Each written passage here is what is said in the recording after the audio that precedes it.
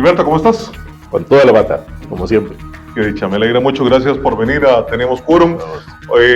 Tenemos varios asuntos interesantes que conversar, algunos de mucha actualidad y creo que algunos de ellos, con vos específicamente, va a ser de mucho interés, como lo es, por ejemplo, el asunto de seguridad.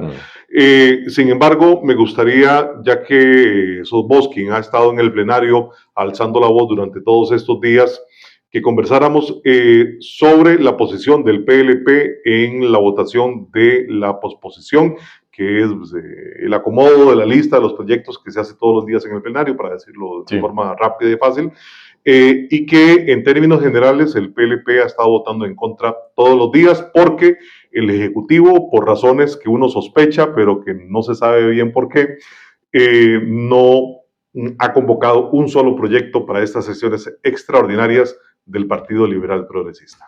Bueno, voy a tratar de decir algo más a lo que ya vos dijiste, pero efectivamente es eso, en resumen. La política es un asunto de equilibrios y el gobierno, el Poder Ejecutivo, necesita de esa relación con la Asamblea Legislativa, una relación cordial, una relación técnica, una relación científica, una relación que permite el avance de proyectos tanto del Ejecutivo como de las iniciativas de las diferentes fracciones. Eso es lo que no tenemos. Eso es lo que no tenemos. Lo que tenemos es una confrontación diaria, bueno, cada miércoles, una retórica en contra de personalidades de los diputados, de personificaciones de los diputados. Tenemos un intento de decir que la Asamblea Legislativa no hace nada, y tenemos un intento desde Casa Presidencial muy agresivo de tratar de posicionarse por encima de la Asamblea Legislativa, un intento, me parece a mí, retórico y discursivo.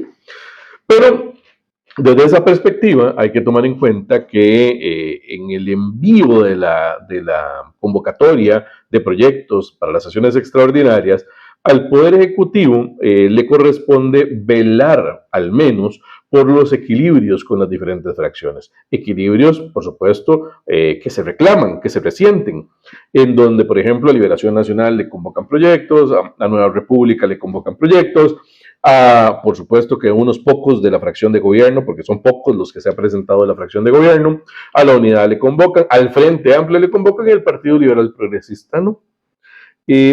¿Por qué? Uno podría lucubrar muchas cosas, uno podría pensar porque el gobierno que cree que las reformas que nosotros proponemos son reformas muy profundas, son reformas que verdaderamente tocan la arquitectura del Estado, que generan ahorros importantes al Estado, que reducen la cantidad de instituciones, que fusionan ministerios, que hacen eficiente o intentamos hacer un poco más eficiente la labor del Estado, y al gobierno no le sirve meterse en esos pleitos. No le interesa. En esas broncas, ¿verdad? Al gobierno no le interesa meterse en esas broncas. Le interesa más las cosas pequeñas, las cosas estéticas, pero sobre todo le interesa endeudarse más.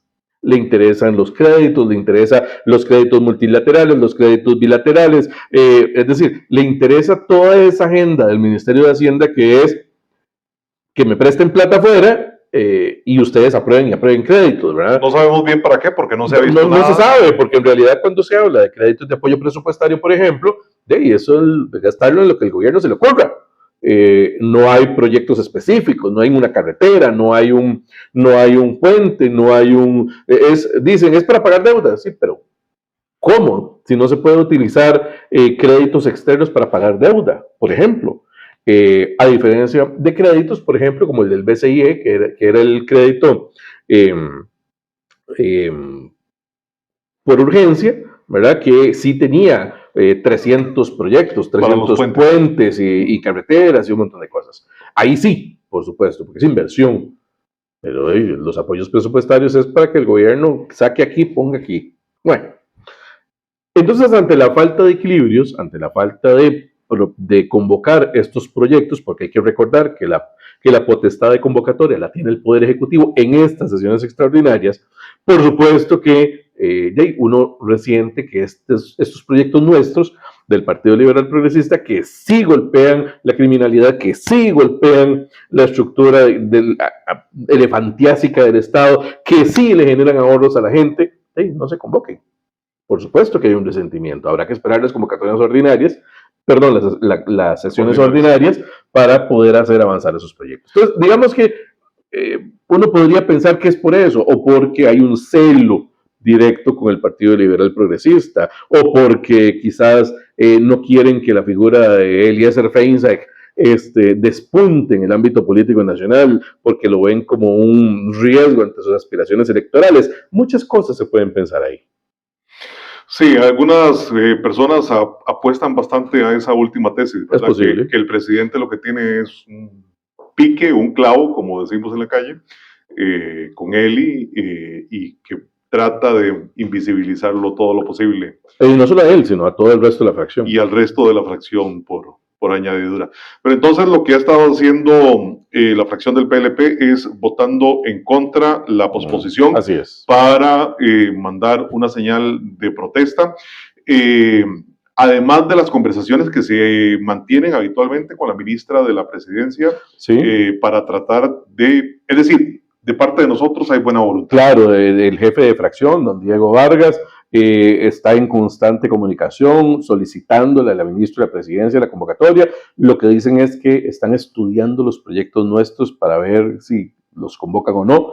Yo quisiera saber si han estudiado todos los proyectos que han mandado en las convocatorias, ¿verdad? Son justificaciones de por qué no, pero son sus justificaciones que en realidad terminan no justificando la razón del por qué no.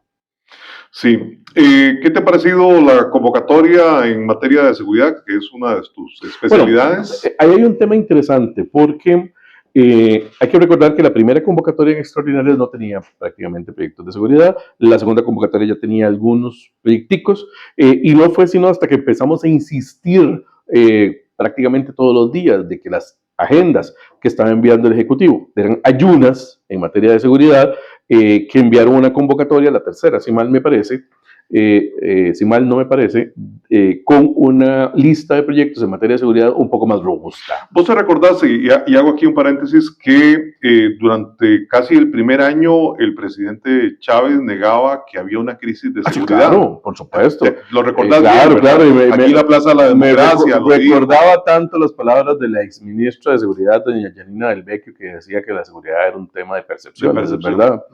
Bueno, ahí don Rodrigo. Casi le digo Hugo. Don Rodrigo, sí, con el perdón, ¿verdad? Don Rodrigo, sí, efectivamente, él le restaba importancia al tema. Casi durante todo el primer año de su gobierno. En la sesión de la Comisión de Seguridad y Narcotráfico que se llevó a cabo este jueves pasado, compareció el ministro de Seguridad, don Mario Zamora. Y don Mario hizo una explicación y una presentación de datos a partir de la presentación de la política Costa Rica Segura Produce en adelante. Entonces yo lo que le preguntaba a don Mario era, bueno, ahí don Mario, sí está muy bien, esos datos hay que analizarlos a la luz de la operatividad policial. Yo todavía no tengo una lectura fina de esos datos que se presentaron, ya la estamos haciendo. Pero antes de eso el gobierno perdió 1 año y medio en materia de atención de la seguridad. 1 año y medio perdió el gobierno en materia de atención a la seguridad. ¿Cuántos muertos en ese año y medio? ¿Cuántos robos en ese año y medio? ¿Cuántos delitos en ese año y medio? ¿Cuántas estructuras criminales crecieron en ese año y medio? Por desatención, por una estrategia que no era estrategia. Bueno, a partir de que ingresa Mario Zamora y pasan una gran cantidad de meses sin política pública en materia de seguridad, y se presenta esa política pública en materia de seguridad, bueno, ahora presentan datos que hay que analizar con cuidado. Pero ciertamente hubo tiempo perdido que costó vidas, que costó bienes, que le costó al país un crecimiento de 1 año y medio de estructuras criminales en todo el territorio nacional, y es tiempo perdido que costará mucho recuperar. Y bueno, se convocaron una serie de proyectos, ahora recién se desconvocaron ayer, ¿verdad? Para, por lo menos en plenario, para entrar a ver únicamente el mercado eléctrico, la armonización del mercado eléctrico. Perdón, Alberto, eso es un tema importante y es necesario que la gente, digamos, tenga una explicación de por qué esto ocurre. En las últimas sesiones, el Frente Amplio ha venido utilizando tiempo la totalidad del tiempo, cuando han podido, en la discusión de proyectos que están antes del proyecto de armonización del mercado eléctrico, porque no quieren llegar al proyecto de armonización del mercado eléctrico. Un proyecto que dinamiza el mercado, un proyecto que genera algunas condiciones. Yo no estoy tan seguro de que el texto actual sea el adecuado para el país. Pero lo que sí es cierto es que están retrasando esa discusión. Y han pasado días y días y días discutiendo proyectos de cualquier naturaleza, sencillamente para no llegar a eso. El gobierno pareciera ser que ya se obstinó, ¿verdad? Y desconvocó todo para ver este proyecto específicamente. Vamos a ver qué nos depara la sesión de hoy sobre este tema. Sí. En la convocatoria ha habido algunos proyectos como el de, que se le llama popularmente de escucha telefónicas, ¿verdad? Que es una intervención de las comunicaciones. De las telecomunicaciones, que es un arreglo a la ley, ¿verdad? Para ampliar el espectro. Nosotros como partido con un norte ideológico muy claro, defensor de las libertades de las personas, de la privacidad, de las comunicaciones, etcétera, hemos procurado, y tal vez eso se lo explicas a la gente, por favor, que estos proyectos, pues sí, se pongan a la altura de los tiempos, pero resguardando la privacidad y las libertades correspondientes. El primer filtro que utiliza el Partido Liberal Progresista para hacer un análisis de un proyecto son las libertades individuales y los derechos individuales de las personas. Si no nos pasa ese filtro, es posible que nosotros hagamos lo humanamente posible dentro de las limitaciones que tenemos en la Asamblea Legislativa para luchar para que ese proyecto salga medianamente bien al menos, o que no salga. Pero efectivamente, en un tema tan sensible como la intervención de las telecomunicaciones, el proyecto que se tramita, o que ya sea trámite en plenario, tiene dos características muy puntuales. La primera es que se establece cuáles casos son los que se van a utilizar para poder intervenir. Esa es la primera. Es decir, hay delitos tipificados. En este caso, proxenetismo, terrorismo, etcétera, etcétera. Secuestro, etcétera. La segunda condición es que tiene que haber una orden de un juez, ¿verdad? Y estos dos elementos fundamentales, que son garantías para los ciudadanos de bien, es decir, para las personas que no andan metidas en nada de estas cosas, y que es garantía de que porque a alguien se le ocurra, vamos a oírte la comunicación a vos, ¿verdad? Es justamente lo que tratamos de garantizar. Además de que se pretendía con el proyecto establecer ya a nivel de coordinación con otros cuerpos policiales en jurisdicciones internacionales diferentes a las nuestras, compartir información, pero esa información compartida no tiene que ver con el fondo de las comunicaciones. Por supuesto que el juez, si determina que hay un delito, abrirá el fondo, pero compartir información tiene que ver con datos de transmisión, radiobases, frecuencias, el celular fue detectado en esta radiobase, entonces, este celular sospechoso, esta señal, me explico, ese tipo de información que tendrá que ser reglamentada y obviamente operacionalizada por los cuerpos policiales para ver qué se requiere compartir y qué no se requiere compartir. También en torno a la delincuencia organizada hay otros proyectos que algunos más cerca del plenario, otros un poquito más lejanos, que tienen que ver con la jurisdicción de la contencioso administrativo. Sí, ese es un tema muy importante y que también atraviesa por el filtro de las libertades y la protección de la propiedad privada. Y de la presunción de la inocencia. Y de la presunción de la inocencia. A eso voy. Vean. El proyecto pretende establecer una medida anticipada, de tal manera que el Ministerio Público determine si un bien tiene una probabilidad de que sea adquirido de manera ilícita, ¿verdad? Entonces puedan establecer las protecciones sobre ese bien para inmovilizarlo, anotarlo y demás.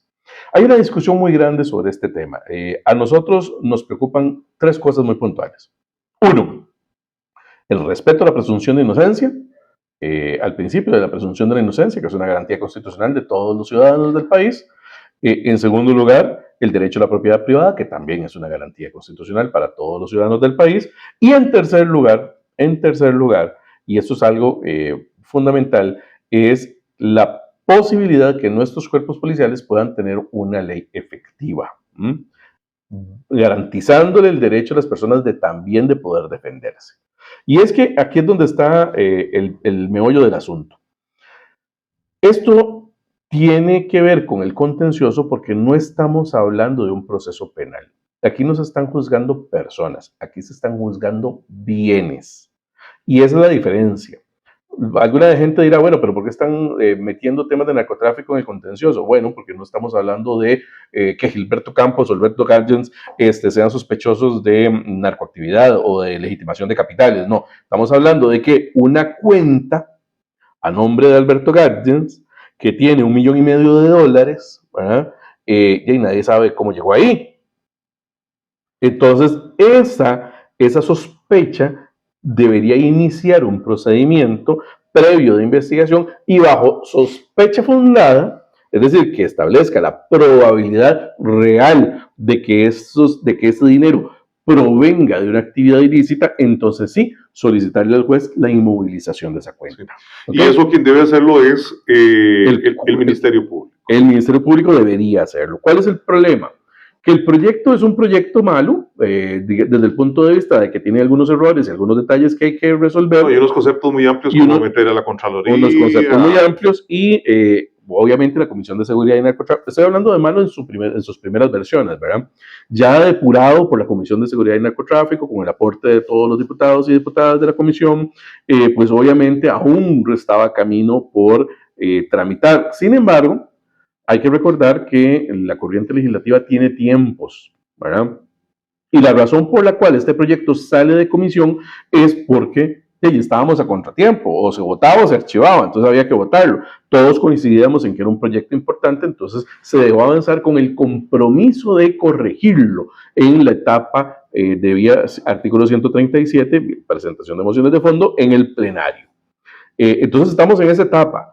Lo que salió aprobado en primer debate salió por la premura para poder devolverlo. Y mucha gente está reaccionando sobre un texto que al final de cuentas no va a ser la ley. Entonces yo he oído muchas preocupaciones de constitucionalistas, de administrativistas, de gente justificadas, penalistas, claro, altamente justificadas, y yo les doy la razón, porque las mismas preocupaciones que tienen ellos las tengo yo nosotros. Y nosotros, pero hay que recordar que este proyecto se tenía que devolver, se devolvió, ya se aprobó la moción vía artículo 148 bis, que es para devolverlo, ¿verdad? Y trabajar un texto sustitutivo más potable. Texto que tiene ya 4 propuestas, ¿verdad? 4. Del gobierno, del Frente Amplio, del Partido Liberal Progresista y de la Unidad Social Cristiana. Liberación todavía no ha puesto el huevo y Nueva República tampoco. Nueva República dijo que iba a analizar las propuestas que se presentaran. Entonces, todavía está crudo ese proyecto. No sabemos cuándo va a haber un texto de común acuerdo entre las fracciones para poder avanzar. Y entonces ahí las discusiones son entre la posición del Frente Amplio de fiscalicen todo y secuestren todo y quítenle todo a todo el mundo, ¿verdad? Y la posición de nosotros que dice suave. Inmovilice y anote si hay una probabilidad real de que eso sea ganado ilícitamente, pero respete la presunción de inocencia, respete la propiedad privada de la gente y respete el debido proceso. Y ese debido proceso aparece por una audiencia que tienen que darle a la gente para que se pueda defender. Estamos claros que después de la adopción de la medida cautelar, porque así están las reglas del contencioso actualmente. Es decir, las medidas cautelares son justamente para que se inmovilice, se detenga o se suspenda un acto, ¿verdad? Para no generar daño. Para eso es la medida cautelar o la medida anticipada. Pero bueno, una vez otorgada por el juez, déle audiencia a la gente para que la gente pueda defenderse si ese celular se lo regalaron o si lo compró con esfuerzo. De eso se trata este proyecto y eso es lo que estamos tratando de batallar para defenderle a la gente las cosas. ¿Por qué? Porque no podemos limitar libertades de la gente buena para luchar contra los malos. Es decir, la solución de la lucha contra el narcotráfico, la criminalidad y todo es suspender o limitar libertades y garantías individuales o colectivas. Entonces la pregunta es, ¿entonces pagan justos por pecadores? Para decirlo de una mejor manera. No. Hagamos un buen diseño que permita al aparato estatal costarricense perseguir los delitos, pero respetarle la vida a la gente que se gana la vida a bien. De eso se trata este asunto. El camino al infierno está empedrado de buenas intenciones, Bueno, como dicen. por ahí va.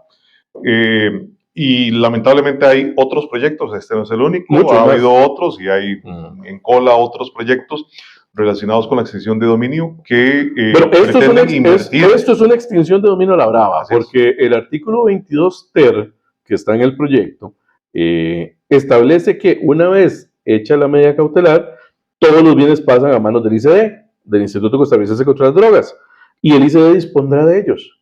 Y entonces uno dice suave. Entonces quiere decir que si le decomisan, por ejemplo, caballos en una finca a un narcotraficante, esos caballos van para el ICD. Si le decomisan la cuenta de $1,5 millones... A un supuesto. A un supuesto, porque no sabemos si es o no es. Sí.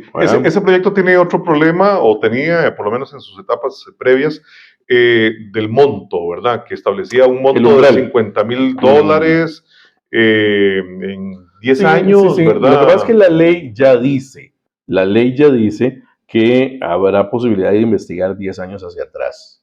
Eso lo dice el artículo 20. Aquí se está adicionando un artículo 20 bis, ¿verdad? Y 20 ter, ¿verdad? Y el 22 bis que tiene que ver con la competencia. Pero el 20 ter establece un poquitico. El 20 ya establece esa posibilidad de investigar hacia atrás 10 años. Entonces, eso no está en este momento en discusión. Eso no está en discusión. Es el umbral. Es el umbral. Y en el umbral tenemos un problema. De ahí, ¿cuánta gente se ha dedicado más de 10 años a vender empanadas? En la informalidad. ¿O cuánta gente se ha dedicado más de 10 años a vender verduras en la informalidad? Si son 10 años, $50,000, son $5,000 de aumento de patrimonio por año, lo cual no es... De ahí, si usted se esfuerza y trabaja y le pone bonito y ahorra y hace un buen manejo de su negocito, de sus sándwiches, de sus empanadas, de sus ceviches o lo que sea. Es decir, cualquier persona que en la informalidad podría ser sospechosa de... Cualquier persona bajo esta tesis podría ser sospechosa si su vida económica transita por la informalidad. Sí. Y ojo, que no estamos hablando de una informalidad deseable, ¿verdad? Estamos hablando de una informalidad porque el sistema no les ha permitido formalizar. Existe. Así es. Existe. Y casi la mitad de la población está ahí. Bueno. Y en Latinoamérica es como el 65%. Sí, más o menos. Por ahí.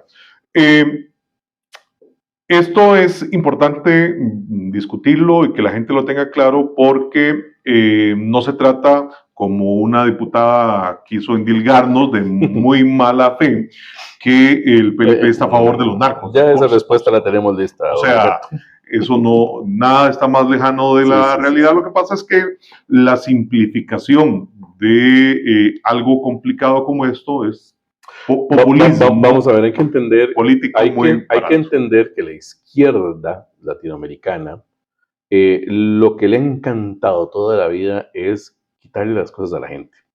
Toda la vida. Sospechoso, quíteselo. No es sospechoso, nacionalícelo. Exprópielo.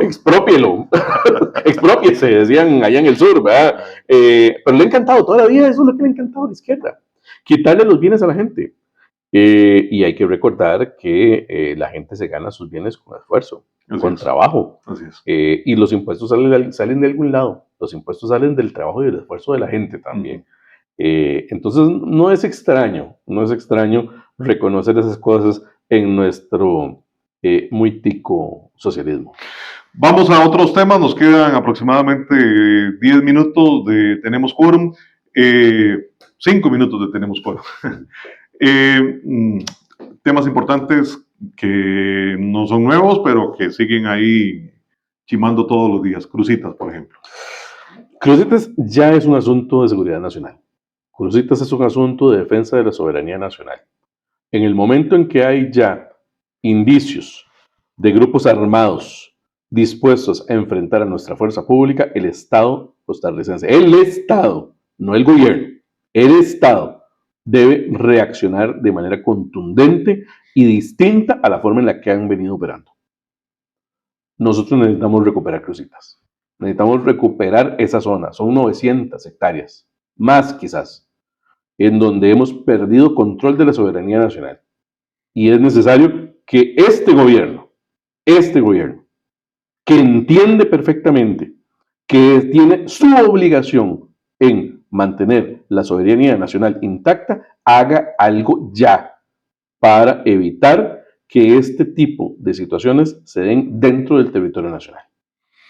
Yo no soy para nada conspiranoico, pero no deja uno de pensar si el gobierno de Daniel Ortega por lo menos abre el portillo para que la gente ingrese, porque a fin de cuentas es un negocio rentable para Nicaragua. Digamos que en el pasado ha ocurrido.